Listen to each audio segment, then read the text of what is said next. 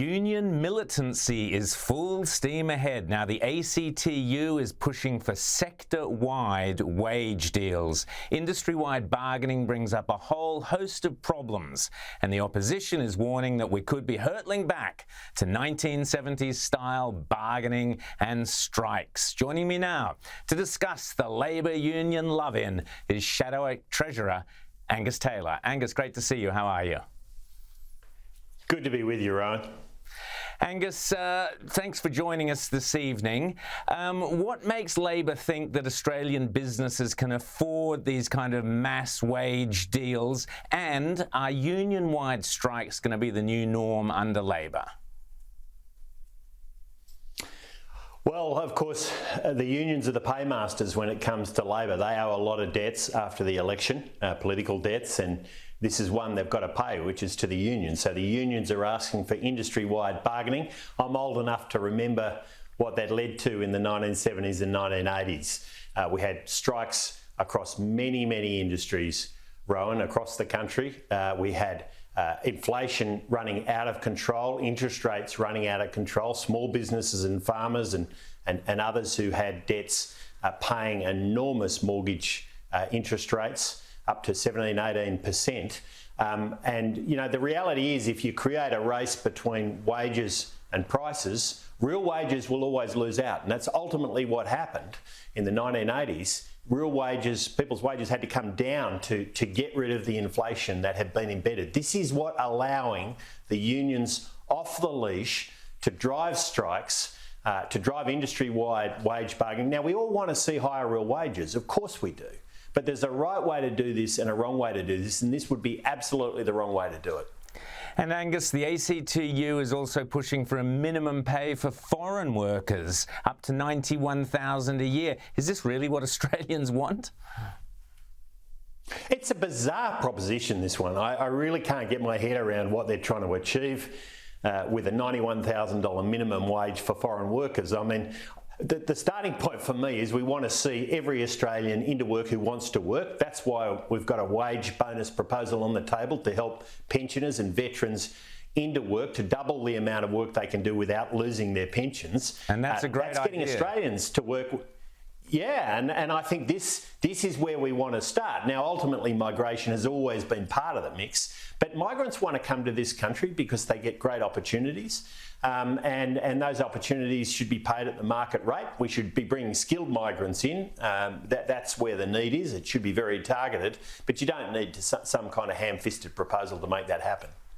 Absolutely. Well, today the Prime Minister Albanese announced that the government will conduct a royal commission into the robodebt scheme. So, Angus, we've got two show trials in 1 week. Labor are really they want to make sure Scott Morrison is dead and buried, pile as many royal commissions on top of him as they can. What did you make of this?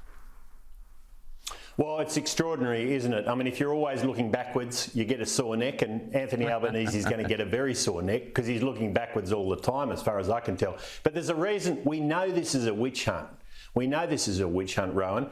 And the reason we know that is they haven't included the data matching they did on welfare payments when they were in government.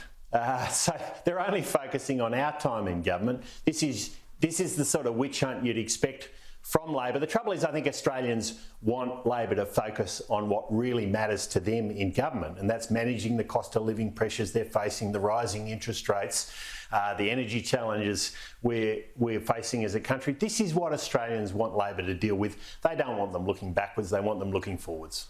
And also defence, Angus. We learnt today that China is adding at least 6 guided missile destroyers to its navy. It's seeking to become the most powerful superpower in the world. Should Australians be scared?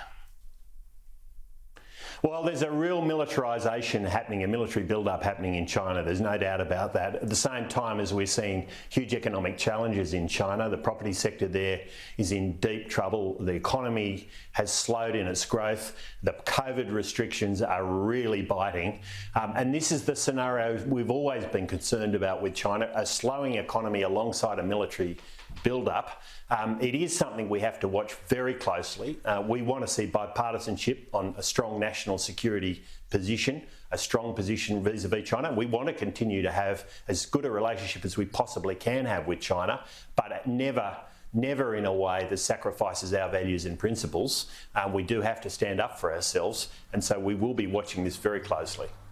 And Angus, I'm sure you read an excellent piece in the Australian newspaper this morning by Louise Clegg that I mentioned earlier, arguing that there are major legal problems with what Albanese is proposing for the voice. This is the referendum, the Indigenous voice to Parliament. We've had John Howard, we've had Tony Abbott. Louise Clegg proposes the coalition backs a different model, one that doesn't risk, my words, vandalising the Constitution. And we've heard similar sentiments from John Howard and Tony Abbott. I say, I'd go further and say the opposition should do what oppositions do, and you should be opposing the voice outright, but I'd love to hear your thoughts. Well, we've long supported constitutional recognition, and Tony Abbott adopted that as our policy way back when, a long time ago now. But that's a long way short of what's being proposed in the voice as Anthony Albanese has proposed it. The real problem with what he's put forward is there's just an enormous amount of detail, many questions that haven't been answered. Who's going to be on this voice? Who's going to vote for them? What powers are they going to have? Are they going to be able to delay legislation in the way, say, the House of Lords does in the UK? What sort of laws is it going to cover? And that's the point that was being made in that article by that very good constitutional lawyer this morning. These are all very, very important questions, none of which have been answered, Rowan. And I think for that reason, it's very hard to support a proposal that's lacking any real grist about how it will work in practice. Absolutely, here. And just finally, before we go, Angus, Japan, the Savo, has announced a return to nuclear power in an effort to overcome power shortages, which the world is all suffering from. Coalition has embarked on an inquiry into nuclear.